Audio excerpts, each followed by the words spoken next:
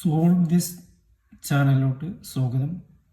Practical problem ചെയ്തുകൊണ്ട് mathematics skill develop ചെയ്യാൻ ഉദ്ദേശിക്കുന്നവർ ഈ ചാനൽ സബ്സ്ക്രൈബ് ചെയ്യുക, അല്ലെങ്കിൽ ഷെയർ ചെയ്യുക. ഇന്ന് നമുക്കൊരു പുതിയ പ്രോബ്ലമായി നോക്കാം. ഒരു ടവറിൻ്റെ മുകളിൽ നിൽക്കുന്ന ഒരാൾ ദൂരെയുള്ള കപ്പൽ 45 ഡിഗ്രി കീഴ്ക്കോണിൽ കാണുന്നു. ടവറിൻ്റെ ഉയരം 300 മീറ്റർ ആണെങ്കിൽ ഈ കപ്പൽ കരയിൽ നിന്നും എത്ര ദൂരെയാണ് എന്നാണ് കണ്ടെത്തേണ്ടത്. ഇതിൽ ഒരു അസംഷൻ നടത്തേണ്ടതുണ്ട്. ഈ നിൽക്കുന്ന ആളിന്റെ ഉയരം തൽക്കാലം 0 ആണ് എന്ന് അസ്യൂം ചെയ്യാം. ഇതാണ് ക്വസ്റ്റ്യൻ. നമുക്ക് ഇതാണ് ടവർ. ഈ ടവറിന്റെ ഹൈറ്റ് 300 മീറ്റർ. കീഴ്ക്കോൺ എന്ന് പറഞ്ഞാൽ ഇയാൾ ഇവിടെ നോക്കുമ്പോൾ കീഴ്ക്കോൺ ഇതാണ് ഉദ്ദേശിക്കുന്നത്, 45 ഡിഗ്രി. ഇതാണ് ടവറിന്റെ അടിയിൽ നിന്നും കപ്പലിലോട്ടുള്ള ദൂരം. ഇത് സെയിം ആണ്. ഈ എക്സ് ആണ് നമുക്ക് കണ്ടുപിടിക്കേണ്ടത്. ഇത് ട്രിഗണോമെട്രിക് റേഷ്യോ ഉപയോഗിച്ചാണ് കണ്ടുപിടിക്കുക. പൈതഗോറസ് സിദ്ധാന്തം അപ്ലൈ ചെയ്യാൻ പറ്റില്ല. കാരണം പിന്നെ ഏതെങ്കിലും 2 വശം തന്നാൽ മൂന്നാമത്തെ വശം ഇതും കർണും തന്നിട്ടില്ല. ഈ ഏതെങ്കിലും 2 തരാണെങ്കിൽ മൂന്നാമത്തെ കണ്ടുപിടിച്ചു. ഈ കർണം തരാത്തതുകൊണ്ട് നമുക്ക് ഇവിടെ പൈതഗോറസ് സിദ്ധാന്തം അപ്ലൈ ചെയ്യാൻ പറ്റില്ല. പിന്നെ നമുക്ക് ഈ ത്രികോണം പരിഗണിക്കുക. ABC എന്ന ത്രികോണം പരിഗണിക്കുകയാണെങ്കിൽ BC ആണ് ശരിക്കും ടവറിന്റെ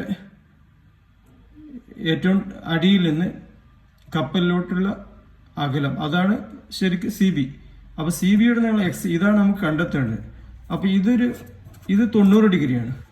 ഇവിടെ ഈ ടാൻ 45, ടാനിന്റെ നിർവചനം മുമ്പ് പറഞ്ഞിട്ടുണ്ട്, എതിർവശം ബൈ സമീപവശമാണ്. അപ്പൊ ഈ ട്രയാങ്കിളിൽ നിന്ന് ടാൻ 45 ഈക്വൽ ടു എതിർവശം എന്ന് പറഞ്ഞാൽ AC ബൈ എക്സ് ആണ്.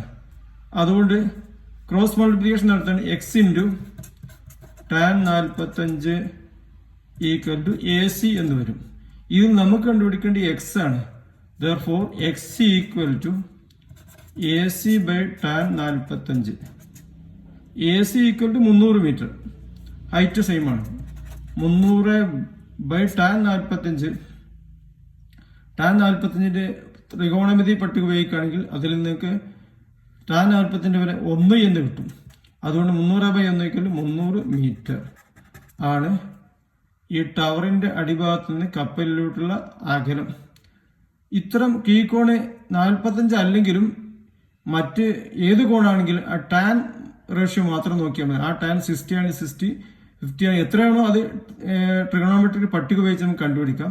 ഈ രീതിയിലൂടെ എല്ലാ കീഴ്ക്കോൺ ഉയരത്തിൽ നിന്ന് ഒരു വസ്തു നോക്കുമ്പോൾ കീഴ്ക്കോൺ മെഷർ കിട്ടുകയാണെങ്കിൽ അത് ഈ രീതിയിൽ നമുക്ക് സോൾവ് ചെയ്യാം.